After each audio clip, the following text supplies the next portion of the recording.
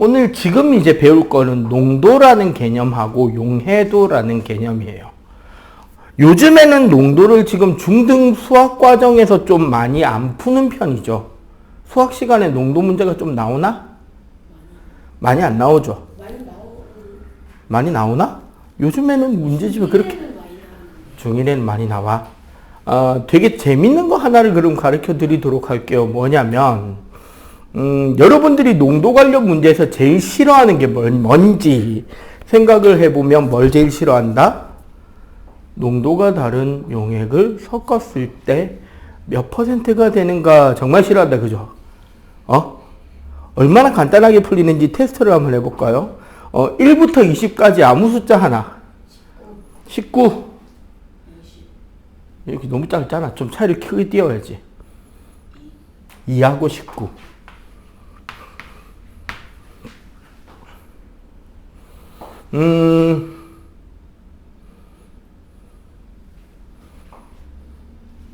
열일곱 계단이네, 지금 차이가.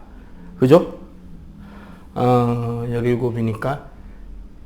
얘 500g하고 얘 350g을 섞으면 9% 나옵니다. 요거 두 개 혼합한 용액은 9%일 거예요. 하나? 맞다는 소리입니다. 다른 거 한번 해볼까? 다시 숫자 아무거나. 10. 니는? 1부터 20까지 이 자식아.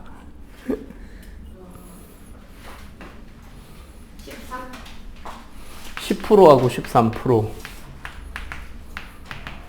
차이가 적으면 얘 200g하고 얘 100g을 섞잖아? 11% 나옵니다. 근데 용액도 아무 그램이어도 다 돼. 이게 푸는 요령이 있어요.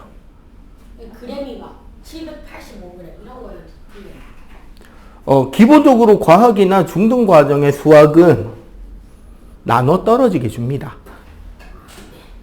그걸 이용해서 빠르게 푸는 법인데, 왜 이렇게, 간략하게 이런 거예요. 봐봐. 얘랑 얘랑 몇 대 몇이야? 지금 10대 7이지? 질량비가. 그럼 여기랑 여기가 7대 10이 된다는 소리예요. 여기가 지금 질량비가 몇 대 몇이야? 2대 1이잖아. 그럼 여기랑 여기가 몇 대 몇이다? 요렇게 된다는 거예요. 근데 진짜 이렇게 되는지는 우리가 일단 문제를 한번 풀어보고 다시 한번 보도록 하고, 이제 정통적으로 원래 어떻게 풀어야 되는지부터 제대로 배우자고요. 오케이? 보통 우리가 말하는 농도, 즉 퍼센트 농도는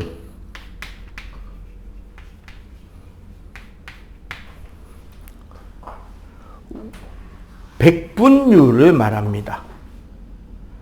전부 다 100% 다 순물질인 경우를 1일 1, 즉 100%라고 볼 때 전체 중에 얼마나 해당하느냐가 퍼센트 농도예요. 전체를 100으로 봤을 때 그 파트가, 부분이 얼마가 되느냐인데, 그래서 우리는 퍼센트 농도는 용액 질량분의 용질의 질량 곱하기 100을 해서 구하는 거죠.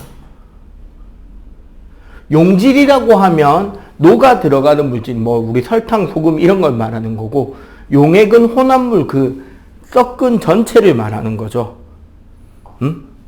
근데 실제로는 우리는 이 공식을 어떤 식으로 더 많이 쓰게 될 거냐면,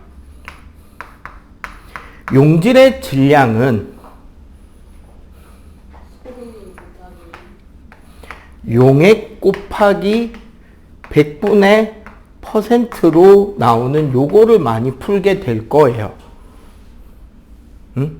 그럼 아까 방금 푼 거를 간단하게 보자면, 자, 10% 200g과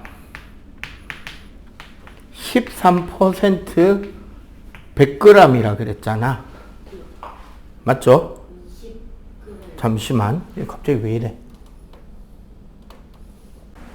자, 요렇게 되면 이제 어떻게 되느냐? 여기에 들어있는 용질의 양을 계산하면 20g. 여기에 있는 양을 계산하면 13g. 그래서 총 33g의 용질이 300g에 들어있고 얘기를 100으로 하면 11%가 나오는 거죠. 응? 근데 이게 이제 농도라는 게 내분이라는 규칙성을 따라가기 때문에 아까 그렇게 풀어도 됐던 거예요. 그리고 현행 과학에서도 농도 문제 자체를 막 직접적으로 계산시키는 문제는 안 나옵니다. 그런데 요 다음에 배워야 될 용해도의 개념에 같이 얹어주는, 난이도 최상을 만드는 얹어주는 풀이로 종종 나와요. 그러면은 얘하고 비슷한데 확실히 다른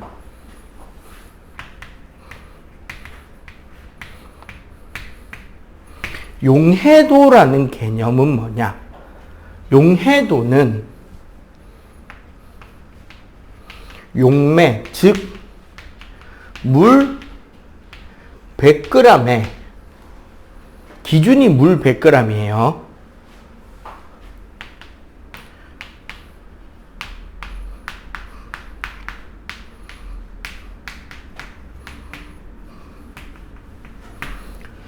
물 100g에 최대로 녹일 수 있는 그람수를 용해도라고 합니다. 그래서 용해도 단위는 그램 퍼 100g이 되어서 단위를 안 씁니다.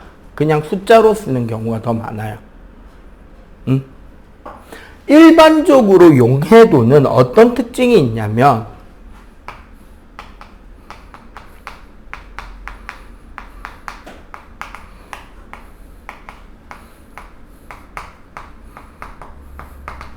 그 해당하는 물질이 어떤 용매이냐에 따라서 변화해요. 그리고 온도에 따라 변합니다. 그래서 주로 25도씨, 그러니까 주로 물을 기준으로 일반적으로 이야기를 해요.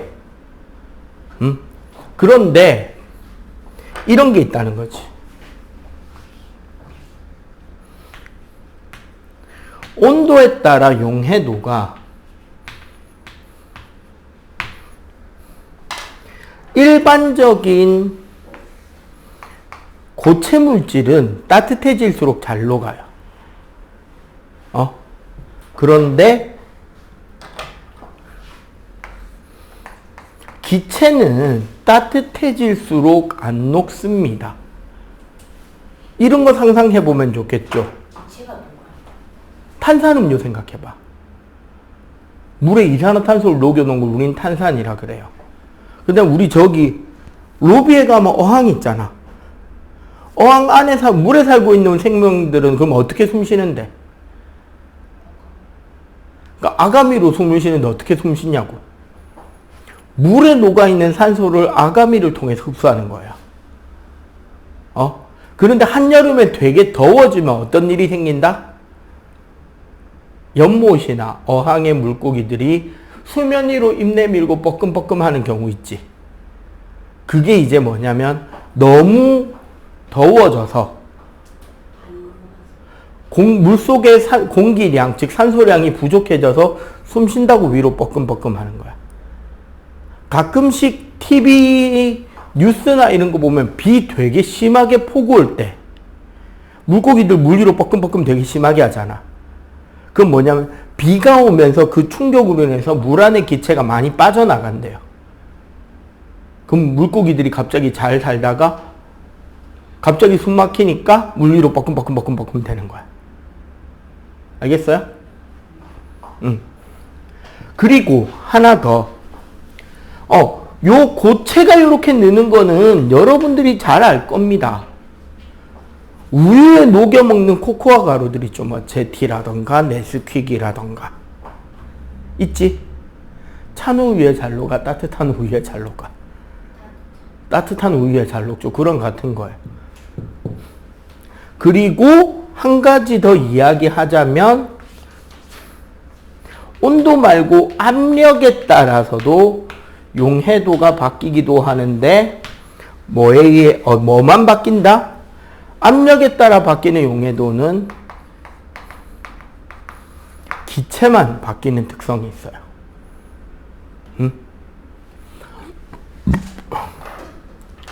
자, 실제 용해도는 물질마다 그래서 이 고체 곡선이 다르게 나타난단 말이에요. 우리 교재에도 보면 용해도 곡선이 여러 가지가 나올 거예요. 물질에 따라 소금 같은 경우는 녹는 양이 별로 변하지 않는 이런 물질도 있고, 질산나트륨, 질산칼륨까지 심하게 변하는 물질들도 있어요. 근데 여기서 중요한 건 이겁니다. 이 용해도 곡선상에 있는 점들이 우리가 말하는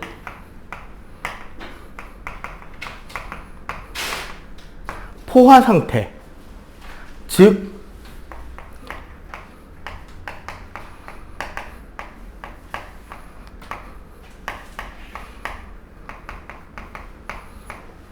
용질이 최대로 녹아있는 상태가 되는 거고, 그럼 이 용해도 곡선 위쪽 공간을 우리가 뭐라 부른다? 여기를 과포화 상태, 요 아래쪽 영역을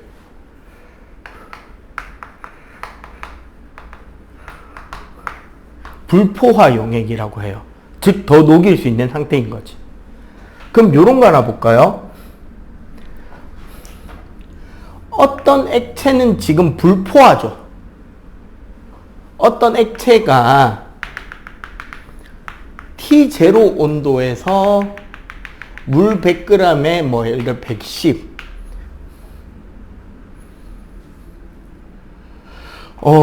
A라는 용액은 물 100 T0 온도에서 물 100g에 물질 110g을 녹여 놓은 거야. 얘를 포화 상태로 만들려면 어떻게 하면 되죠? 요게 제일 어려워요, 2학년 화학에서. 얘를 포화 상태로 만들려면 온도를 낮춰서 T1이 될 때까지 온도를 낮추면 포화 상태가 되죠. 맞지? 혹은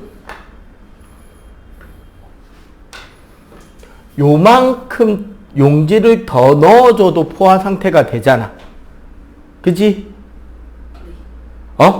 근데 여기서 중요한 거 봐봐. 이 A 용액을 온도를 T2까지 낮추잖아요. 그럼 봐봐. 실제 T2에서는 요만큼만 녹아있을 수 있지. 예를 들어 여기가 74라 칩시다. A 수용액은 T2 온도에선 74g까지 밖에 못 녹아있어요. 근데 지금 T0 따뜻할 때 110g을 녹여놨었잖아. 그러면 어떻게 된다? 요 차이만큼 쫓겨나야 되죠. 녹은 상태에서. 녹은 상태에서 쫓겨난다는 건 뭐냐면 그 용질 가루가 바닥에 가라앉는다는 거예요. 녹아있던 상태에서 쫓겨나서. 우린 그걸 뭐라 그런다? 속출이라고 합니다. 혹은 이거를 우리가 표로 보자면 이렇게 되어 있어요. 온도 T2, 예를 들어 뭐 T1, T0. T0일 때 뭐 140, T1일 때 100, T2일 때 74, 용해도. 자, 지금 현재 녹아있는 양이 얼마다? 110g 녹아있잖아. 물 100 기준으로. 맞죠? 이건 지금 녹아있는 양입니다. T0일 때는 140까지 녹을 수 있는데 현재 110 녹아있으니까 뭐다?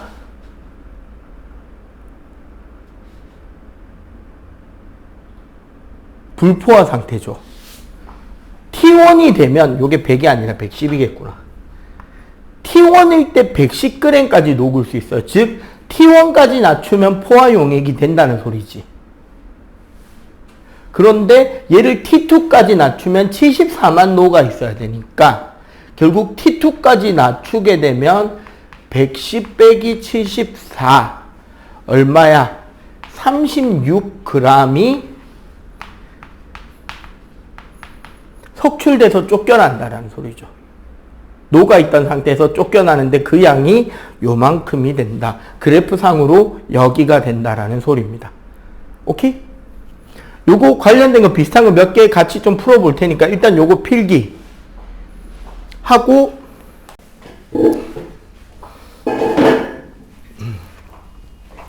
결국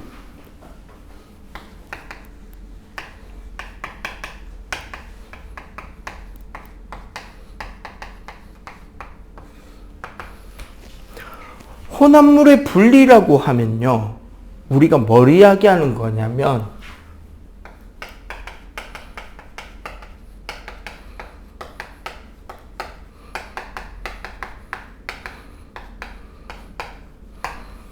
각각의 순물질은 고유한 특성을 가지고 있잖아, 그지? 그 특성의 차이를 이용해서 혼합물을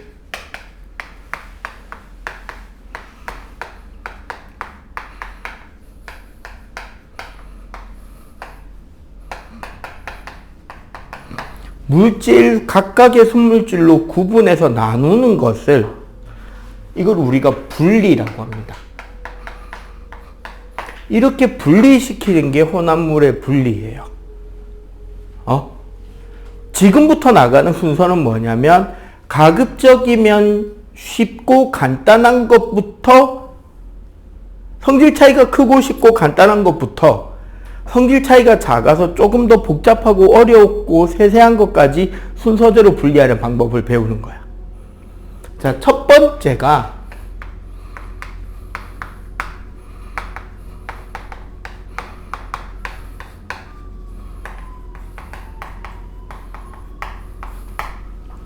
밀도 차이입니다. 밀도 차이를 이용한 분리라는 것은 뭐냐면요, 첫 번째는 고체와 고체의 혼합물.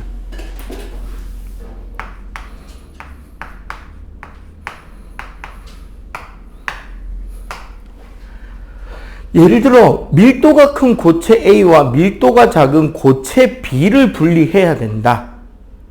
근데 밀도 차이가 크니까 그걸 이용해서 분리하는 게 간단하다고 한다면 어떻게 분리를 하면 되느냐? A와 B를 모두 용해시키지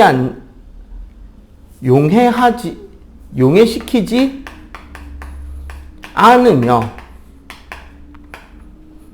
밀도가 A 액체, B인 액체로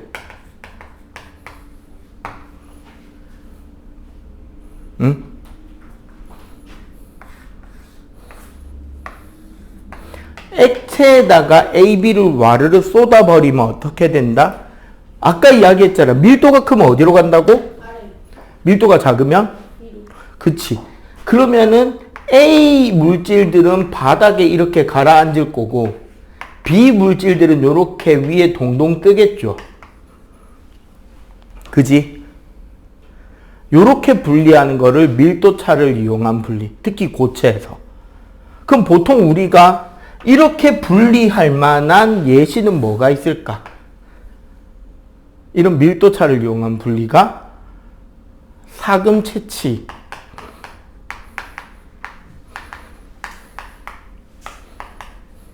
모래보다 사금의 밀도가 훨씬 크거든. 사실 사금 여러분들 오늘 해운대 해수욕장 가서 한 30분만 놀다가 집에 가면 채취할 수 있어요. 모래 상태인 금가루를 말하는 겁니다. 금이라는 금속은 사실 어떤 특징이 있냐면 반응성이 너무 낮기 때문에 녹이 안 쓸어요, 기본적으로. 그 다음에 두 번째가 밀도가 상당히 큽니다. 그래서 금이 포함되어 있는 암석 있잖아. 이런 암석이 풍화 침식되면서 모래나 흙이 되잖아. 그 상태가 돼도 금은 그냥 금가루예요. 모래에 섞여 있는. 해수욕장에서 막 놀다 보면 마지막에 집에 오기 전에 샤워한다고 샤워할 때 제일 안 떨어지는 반짝반짝거리는 모래 있죠. 그 금입니다. 이놈. 모아서 녹이면 진짜 금이 돼. 어떻게 채취하냐? 우리 책에도 있는데, 흐르는 물이 이렇게 흘러가는 곳에 약간 납작한 접시 같은 곳에 모래를 얹어놓고 살살 흔들잖아, 물 속에서. 그럼 밀도가 작은 모래는 물에 떠내려 흘러간단 말이에요. 근데 밀도가 큰 금속가루는 그 접시에 남아요. 그 직업도 있어요. 그 모래 접시에 옮겨서 흔들면 금 나오는 거. 그거. 해봤어요. 근데 그건 이제 전문적인 도구가 있으면 효율이 올라가겠지만, 별로 추천할 만하진 않죠. 해봐야, 인건비가 금값보다 비쌉니다. 우리나라는. 응? 그 다음에,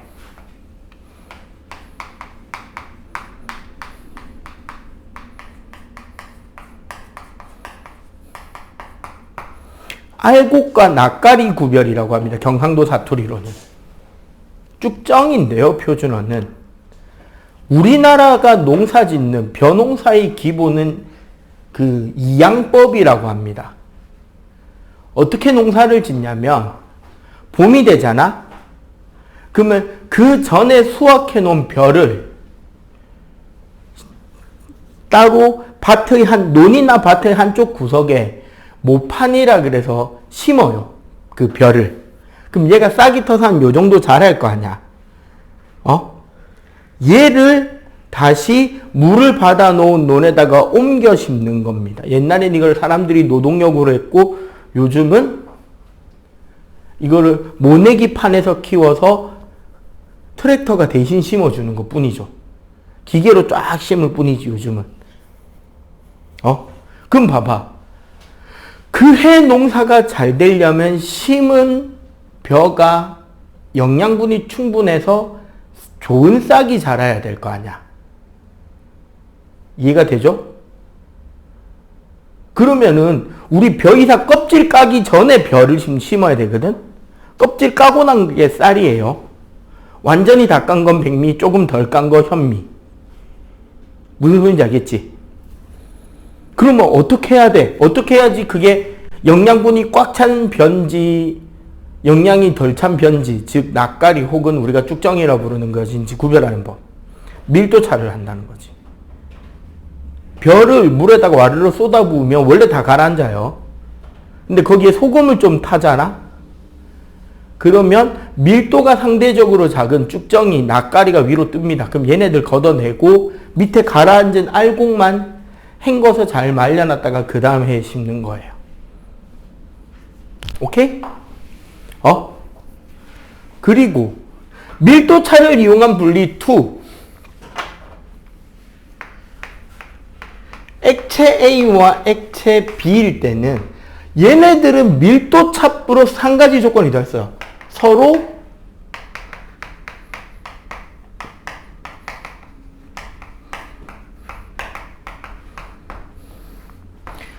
섞이지 않는 액체를 구별하는 거야. 서로 섞이지 않는 액체를 분리하는 방법에는 그 양이 소량일 때는 스포이트나 피펫을 이용해서 분리를 하면 되고요. 피펫은 뭐냐면 되게 큰 스포이트처럼 생겼는데 위에 고무만 안 달려있는 걸 피펫이라 그래. 양이 좀 많으면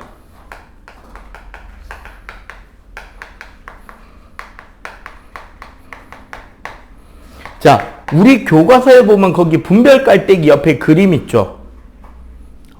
저 분별 깔때기를 이용합니다. 분별 깔때기를 이용해서 어떻게?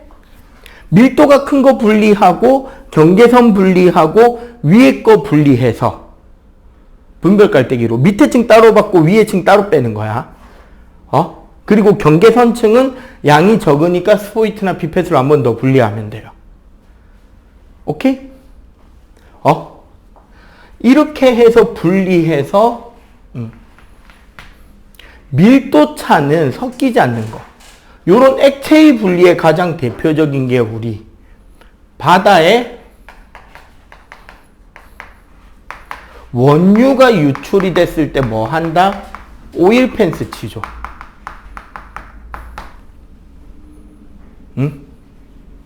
요런 것들을 이용해서 그리고 여기 하나 더 있다. 낡은 달걀. 오래된 달걀. 오래된 달걀의 밀도가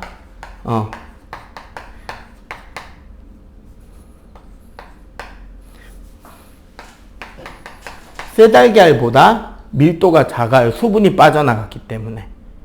이런 것들을 우리가 밀도차로 분리할 수 있습니다. 밀도차로 분리 부분 한번 꼼꼼하게 읽어보고 요거 정리해보고 모르는 거 질문. 자, 읽어보고 이거 필기하고 한번 꼼꼼하게 읽어보세요. 예시들하고. 자, 두 번째 혼합물의 분리 방법은 끓는 점 차이를 이용한 분리예요.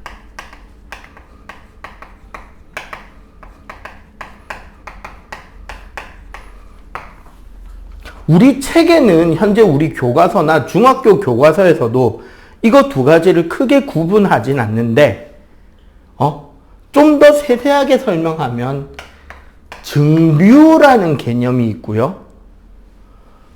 분별 증류라는 개념이 있습니다.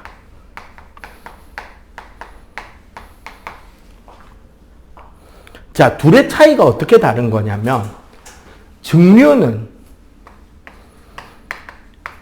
액체에 보통 고체 불순물이 섞여 있는 거야. 액체와 고체가 섞여 있는데 이 고체가 불순물일 때, 내가 원하는 물질이 아닐 때, 그럼 어떻게 한다? 가열을 통해 액체를 뭐 한다? 기화시키는 거죠. 기화시키면 증기가 될 거 아니야. 응? 물이면 수증기가 될 거고 알코올이면 알코올 증기가 되겠죠. 후 다시 액화시키면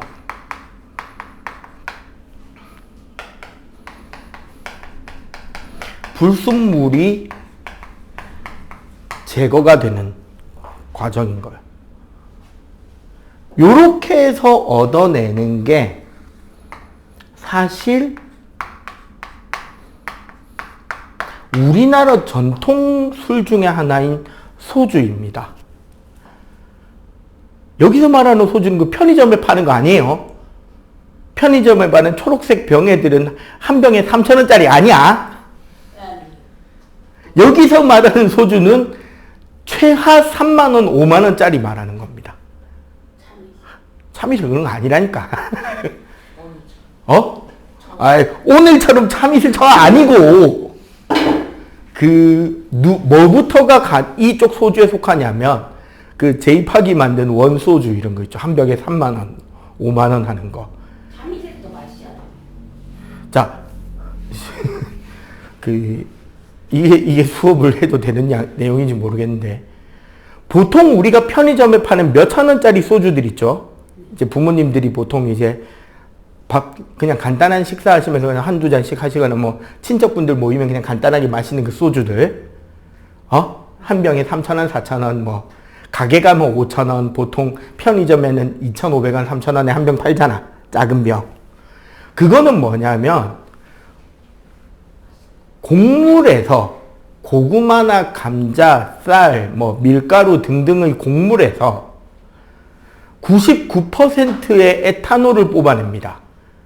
그걸 주정이라 그래요. 99%의 에탄올을 뽑아낸 거를 물에 섞어가지고 농도를 16%, 17%까지 떨군 겁니다. 이미 물을 섞은 거야. 농도 99%짜리 순수 에탄올을 만들고 16%, 뭐 14%까지 물을 섞어서 농도를 낮춘 뒤에 그럼 에탄올의 쓴맛이 있을 거잖아요. 그런 것들을 없애기 위해서 뭐 아스파탐이라던가 그런 각종 감미료, 약간 단맛이라든가 이런 맛을 내는 성분을 섞어 넣은 술이에요. 합성주의지 어떻게 보면. 이 소주를 말하는 게 아니에요. 여기서 말하는 소주는 그 우리 책의 오른쪽 페이지에 보면 소주꼬리라는 그림이 있을 거야. 항아리 2개 붙은 거. 저게 무슨 장치냐면 밑에 있는 항아리에 소주 만드는 장. 우리 막걸리라고 부르는 술 있죠. 뿌연 색깔 술, 쌀로 만든 술. 접시라 이거 그 밥그릇 비슷한 걸로 마시죠 보통 우리는. 그치. 그게 뿌연 이유. 자, 뿌옇다는 건 무슨 혼합물이야? 균일이야, 불균일이야? 지난 시간에 배웠죠. 불균일이지. 그 안에는 쌀을 발효시켜서 만든 에탄올 성분도 들어있지만 쌀에서 나온 각종 섬유질이나 온갖 그런 불순물들도 막 섞여 있으니까 뿌옇잖아. 맞죠? 그 막걸리를 끓이는 겁니다. 불로. 그럼 소주가 돼요. 그러면은 뭐가? 이 막걸리에서 에탄올 성분하고 물이 끓어오르겠지. 이해가 돼요? 에탄올이랑 물이 끓을 거 아니야. 이 끓어오르는 증기를 위에 얼음물을 놔둔단 말이에요. 위쪽 접시에 찬물이나 얼음물을 놔두면 끓어오른 알코올하고 물이 섞인 액체가 여기에 뭐가? 이슬이 맺히겠지. 떨어져. 이게 근데 바로 퐁당 떨어지는 거는 할 수 없는데 이게 벽을 타고 흘러내리는 놈들이 있을 거 아니야. 네. 그럼 요 벽에 홈이 이렇게 파져 있어요. 그 홈 타고 흘러내릴 수 있게. 그리고 여기에 코끼리 코처럼 이렇게 대롱이 있지. 거기서 소주가 나. 그럼 여기서 똑똑 떨어지는 물은 물하고 에탄올이 섞여 있는, 물하고 술 성분이 섞여 있는 액체가 여기에 모여질 거 아니야. 이러면 농도가 한 30%, 30 몇 %짜리 에탄올이 나오는 거예요. 바로 마셔도 돼. 네. 보통 28%에서 35%, 40%까지 나와요. 궁금한 게 있는데 네. 99% 술 마시면 죽어요. 몸에 별로 좋지는 않겠죠. 그 캐리비안의 해적이나 이런 외국 영화나 보면 해적들 마시는 럼이라는 술이 있거든요. 네. 그게 한 60%쯤 됩니다. 불 붙이면 불 붙어요. 참고로 50% 넘으면 불 붙으면 불 붙습니다, 바로. 기대요. 진짜 불 난다고. 기름 같은 거예요. 휘발유 같은 거예요. 여러분들 학교 과학실에 알코올 램프 안에 들어가 있는 거 에탄올이에요, 90%짜리. 그러면 쏟으면 불 나겠죠? 그러니까 조심하라는 거야. 이렇게 하면 봐봐. 그 쌀이나 쌀에서 나온 각종 그런 섬유질 같은 불순물들은 못 끓잖아. 그럼 여기에는 알코올과 물만 여기에 모이니까 되게 투명한 술이 만들어진단 말이에요. 농도가 높은. 이렇게 만드는 게 소주예요. 그럼 우리나라만 이렇게 술을 만들어 먹냐? 아닙니다. 이거는 몽골족 있죠. 유목민들. 걔네들이 전달해준 그 술 만드는 기술 중에 하나인데 유럽에서도 이렇게 만드는 술이 있어요. 유럽에서는 뭐를 끓일까요? 포도주. 와인을 끓여가지고 브랜디라는 꼬냑이라고 하는 되게 고급 술을 만들어요. 저러가 10개만 진짜 포도주 다 되게 조심해야 되고 이거도 기술입니다. 우리나라 전통 기술이에요. 이걸로 이렇게 술 만드는 거 아무나 못 만들어요. 잘못하면 불 나거든. 온도 조절. 잠깐 불나는 거 아니에요? 저희도 잠깐 불. 그치. 온도 조절이나 그런 거 되게 잘해야 되는 기술입니다. 이거 만드는 거예요. 궁금한 게 있는데 불을 가둘 수 있어요? 불을 가둘 수 있어요? 우리나라 아궁이는 집에서 나무 태워서 불 만들어 가지고 난방하잖아. 이게 아궁이 안에 불 잘 가둬놨잖아요. 이만한 알코올 알코올 램프 같은 통에 응. 그 알코올 램프 안에 그 들어가 있잖아요. 에탄올이. 응. 그럼 그 연 다음에 아예 거기 안에 그 불을 피워가지고 딱 불을 피운 다음에 뚜껑을 닫으면 불이 날 거 아니에요. 산소 없어서 꺼지겠죠. 뚜껑 닫았으니. 야, 우리나라 호롱이 그거잖아. 램프 키워놓고 그 램프를 이렇게 종이로 된 틀 안에 이렇게 들고 다니잖아요. 중국 아니에요. 우리나라도 있어요. 자, 요런 것들이 증류입니다. 이거는 뭐야? 요 액체만 순수하게 뽑아내는 방법이죠. 맞지? 예. 분별 증류는 액체 A와 액체 B, 뭐 액체가 여러 개 쭉 있을 때, 예를 들어 우리 만약에 액체 2개만 있다 쳐요. 그러면 그때 우리 지난 시간에 끓는 점, 혼합물을 끓는 점 배울 때 이렇게 배웠죠. 만약에 얘가 A 끓는 점이고 얘가 B 끓는 점이면 A, B 섞으면 어떻게 끓는다고? 요렇게 끓는다 그랬지. 네. 요게 뭐다? A 플러스 B. 여기에서 뭐가 끓고 B가 끓고 여기서 A가 끓는다 그랬잖아. 맞죠? 여기서 B가 끓어오르고 여기서 A가 끓어오르니까 요 정도 온도를 유지시키면 뭐만 끓여낼 수 있다? B만 끓어 나오겠죠. 응? 오케이? 자, 분별 증류라는 거는 끓는 점이 낮은 액체부터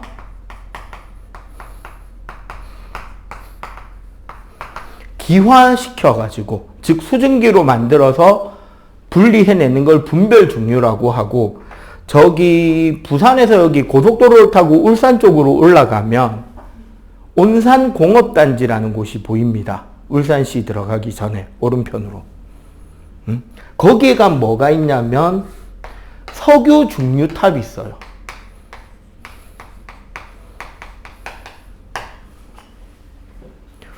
예.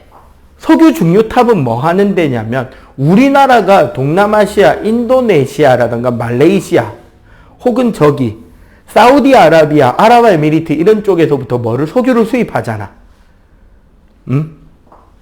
수입해 오는 석유는 다 짬뽕돼 있는 기름이에요. 그냥 땅에서 뽑힌 기름 그대로 가지고 온단 말이야. 원유를. 그걸 원유라 그래요. 원래의 기름. 그 원유를 여기 한 400도 정도로 가열해서 넣는 겁니다. 거기 증류탑 그림 있죠? 400도로 가열된 증류탑을 넣는데 문제는 이 증류탑이 요렇게 끓은 기체들이 올라갈 수 있는 길이 층층이 이렇게 나 있다는 거야. 흘러 넘치지 못하게.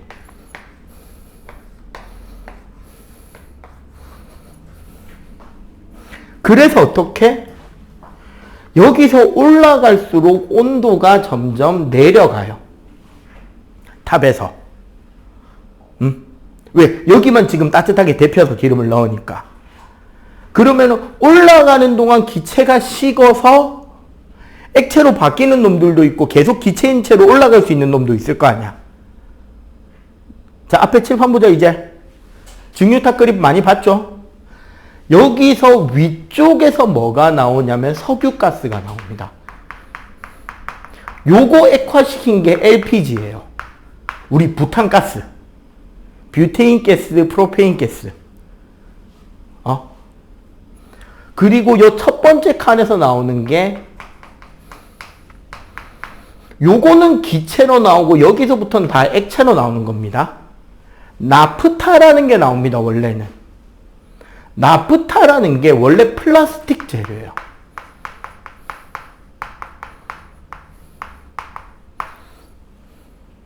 그 다음에 나오는 게 등유라는 기름이 나오고요. 옛날에는 등유를 난방용 기름으로 썼는데 학교 교무실에 있는 석유 난로나 이런 거. 요즘은 이거 어디 쓰냐면 항공유로 씁니다. 항공유라는 건 뭐다? 우리 터보 엔진이죠. 제트 엔진. 제트 엔진용 기름이 바로 이 등유예요. 항공유. 그 다음에 나오는 게 경유. 우리 디젤 있죠, 디젤. 선생님 자기도. 그 다음에 나오는 게 중유라 그래서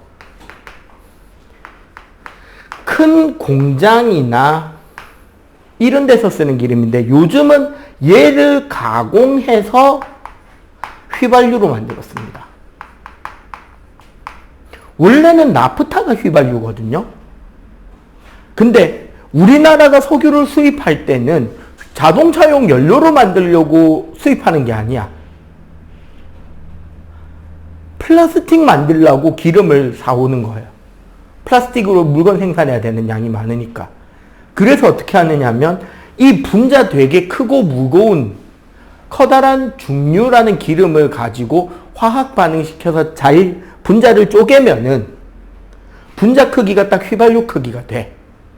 그래서 휘발유를 만들었습니다. 그러고도 남은 건 거의 찌꺼기죠. 이제 기름 찌꺼기.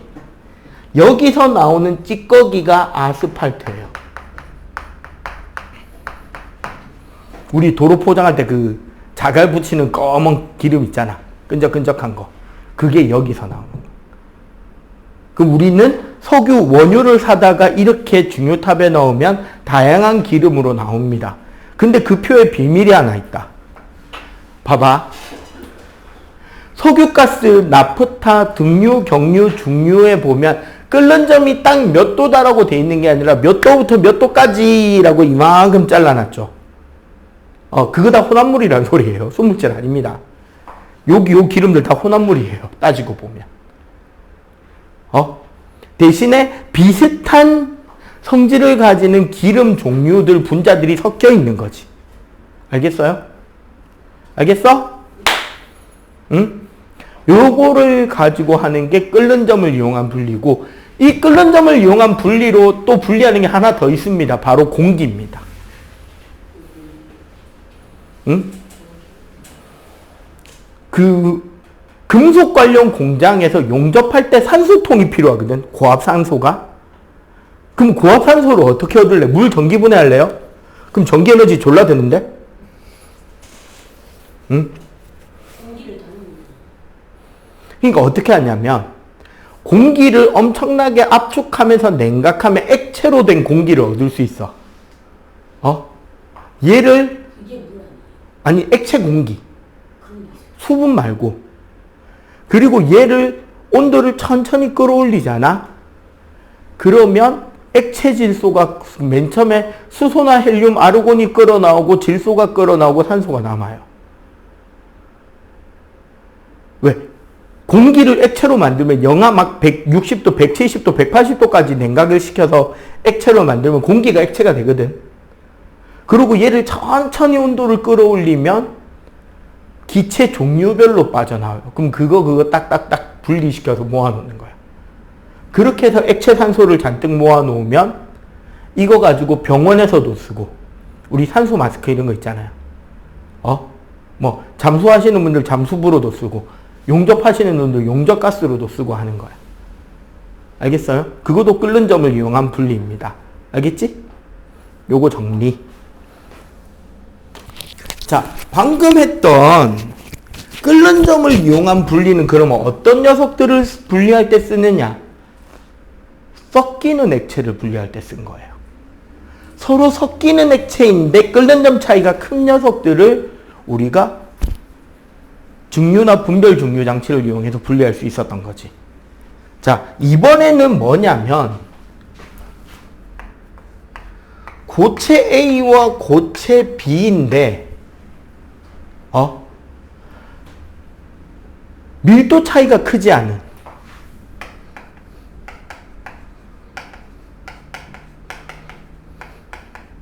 이러면 우리는 뭐 가지고 분리하느냐?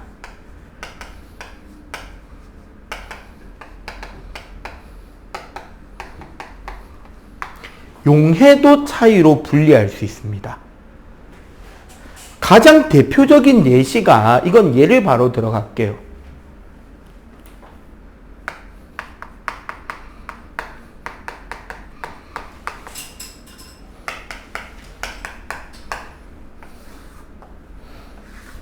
나프탈렌 있죠, 나프탈렌. 나프탈렌이라는 화학물질하고 소금, 우리 염화나트륨 말하는 거예요. 둘 다 흰색 가루잖아. 흰색 덩어리. 근데 재밌는 게 물과 에탄올에 있어서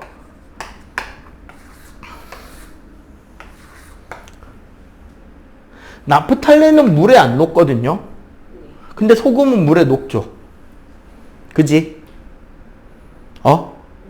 근데 재밌는 거, 에탄올을 용매로 쓰잖아? 나프탈렌은 녹고 소금은 안 녹아요.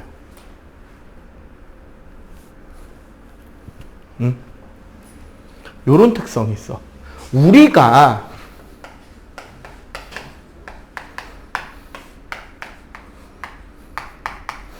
추출이라는 개념과 거름이라는 개념이 있어요.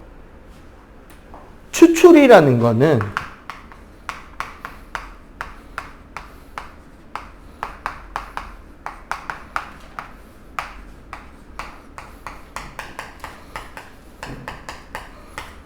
특정한 용질만 용해시켜서 분리하는 걸 추출이라 그래.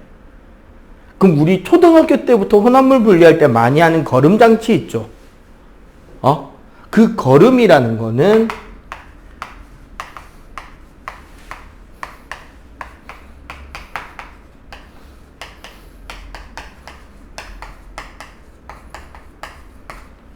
용해되지 않은 물질은 그 그 알갱이의 크기가 되게 큰 상태가 유지된다는 소리란 말이야. 그래서 거름 종이로 걸러지는 겁니다. 즉 무슨 소리냐? 자, 나프탈렌과 소금의 혼합물을 물에다가 녹이면 소금만 녹죠. 맞지? 소금만 녹인 거는 추출이고 나프탈렌은 거름 장치로 걸러진다는 소리지. 근데 이거를 에탄올로 바꾸면 소금이 걸러지고 에탄올이 추출된다는 거죠. 우리 한약이죠, 한약. 요즘은 이제 보기 힘든데 원래 한약은 그 약탕기에 한약 재료들이랑 물을 넣고 계속 한 몇 시간 끓여. 그러면은 그 약탕기 안에 그 끓인 재료들이 이렇게 우러난단 말이에요. 우리 녹차 우려 마시는 것처럼. 그렇게 해놓고 그거를 그 보자기 같은 데 놓고 꽉 짜버리면 액체 성분만 빠져나가고 그 나머지 한약 찌꺼기는 그대로 걸러지는 이런 형태로 했단 말이에요. 그게 추출과 거름이에요. 이것도 용해도 차이지. 녹느냐 녹지 않느냐니까. 이거 말고 요즘에는 재결정이라는 방법이 있습니다. 재결정은 우리가 원하는 시약의 불순물이 소량 포함되어 있을 때 재결정을 쓰거든요. 이건 어떻게 하는 거냐?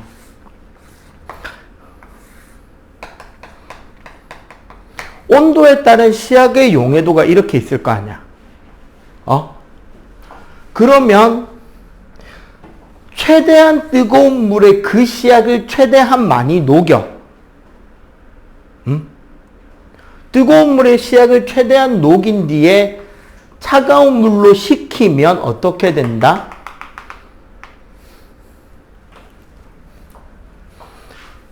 요만큼이 뭐 된다? 시약이 석출되겠죠. 근데 중요한 건 뭐다? 여기 불순물은 소량 포함되어 있잖아. 우리가 원하지 않는 나머지 약품들은.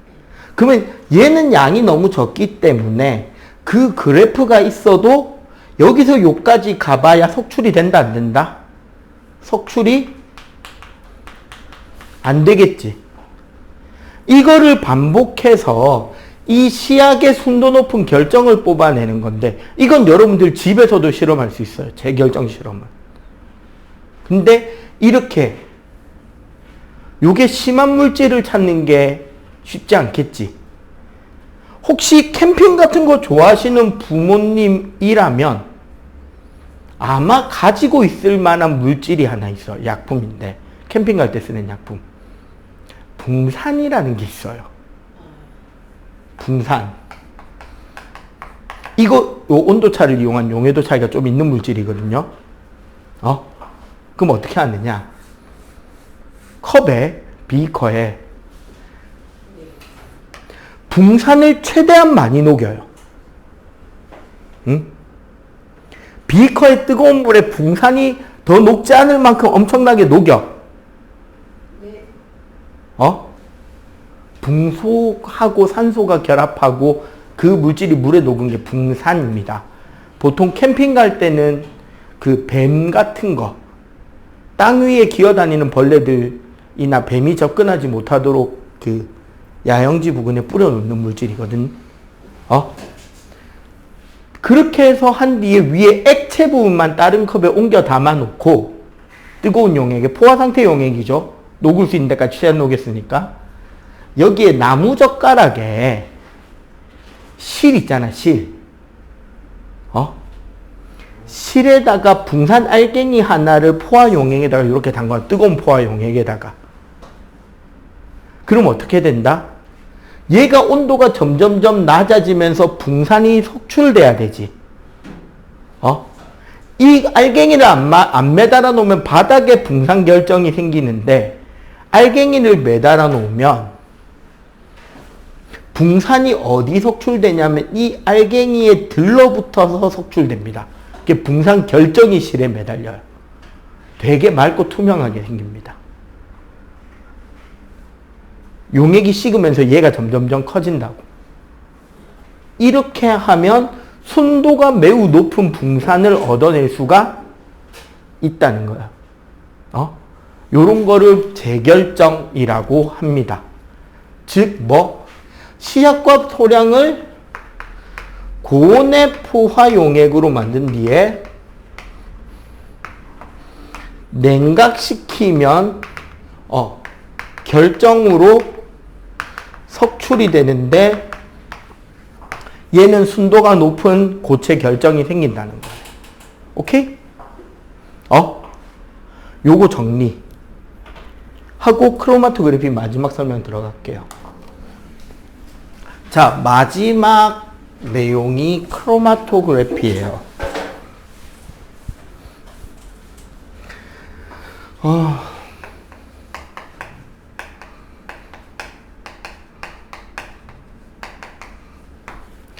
크로마토그래피는 어떤 거냐면, 지금까지 우리가 뭐로 분리했는지 다시 한번 생각해보자. 맨 먼저 밀도차 분리했죠? 끓는 점 차이 분리했지? 용해도 차이로 분리했잖아요. 얘네들은 기본적으로 특성의 차이값이 클수록 분리하기가 쉽죠? 근데 그런 걸로 분리 못하는 물질이면 마지막으로 분리할 수 있는 방법이 바로 이 크로마토그래피입니다. 크로마토그래피는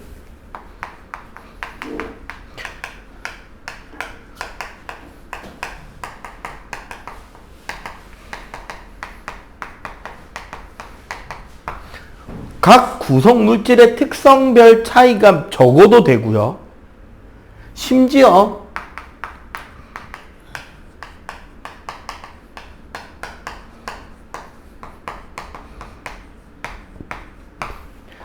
그 분리해야 되는 물질의 양이 아주 작아도 분리가 됩니다. 그리고 한 번에 구성 물질이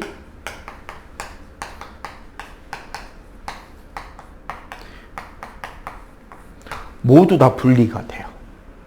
게다가 근데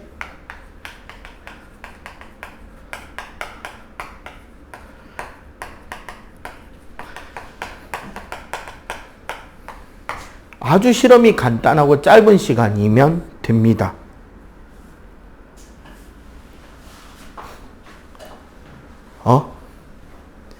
어떤 거냐면요. 이 크로마토그래피라는 것은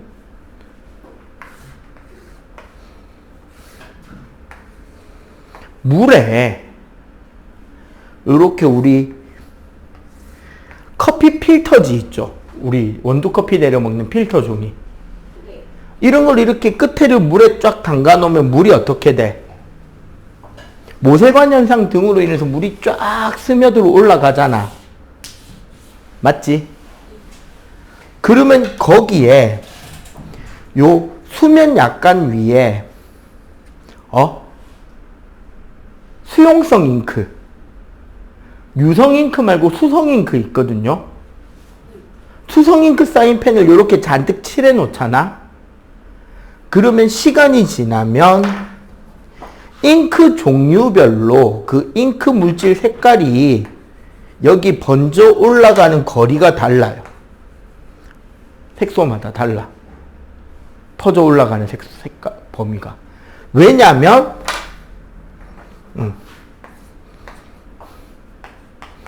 잉크 즉 색소와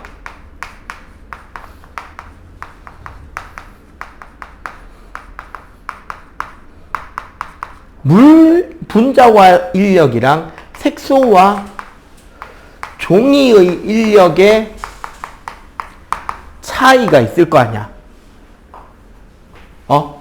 쉽게 말해서 잉크 색소마다 물을 따라서 번져나가는 속력이 달라요. 아주 미세하게. 그 물질의 질량이라든가 인력이라든가 이런 것들이 구조가 다르기 때문에 조금씩 다르게 나온단 말이야. 그래서 물질마다 번져나가는 속력이 달라서 여기에 잉크 칠해놓고 시간 지나면 색소별로 분리가 됩니다. 근데 그게 특성 차이가 적고 시료를 적은 양을 해도 한 방에 분리가 된다는 거야. 단점은 대량을 분리하기에는 힘들다. 극소량 분리에 유리한 거죠. 그래서 얘는 주로 어디 쓰느냐? 약물 검사에 씁니다. 도핑 테스트.